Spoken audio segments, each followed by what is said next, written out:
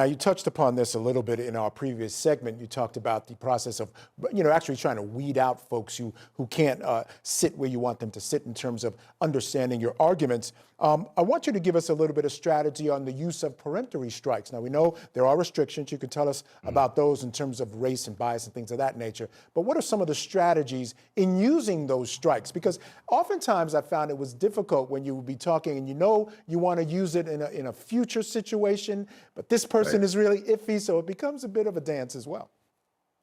It does, and oftentimes what you'll see is defense attorneys and prosecutors as well will they will mark somebody, on their sheet as they're going through the processes. This is somebody who is not going to sit on this jury, but they will not make that decision until they absolutely have to. Because Michael, as you indicated, as far as strategy is concerned, you can't strike the first, 12 people, in this case, 24 people for the defense, not knowing what's going to come after them. You might get stuck with somebody who is absolutely going to be a problem for you. So oftentimes there's a stacking and reprioritization of exactly how you're going to eliminate people through that process.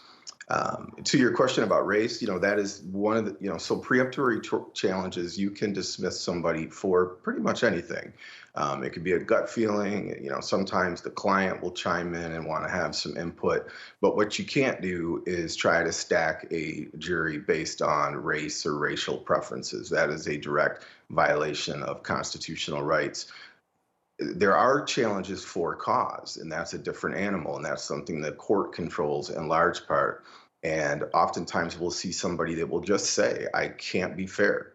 I lost somebody in this situation, and there's no way I'm going to give this guy or this woman a fair shake. And under those circumstances where an individual indicates with clarity that they do not intend to follow the law, or at least they find it difficult to follow the law, the court, under those circumstances, upon the request of attorneys or on their own accord, can dismiss people with cause, and that would not affect the preemptory challenges. So in the event that somebody was stricken for cause, it would not affect the amount of challenges that they have in their stable, so to speak. Absolutely.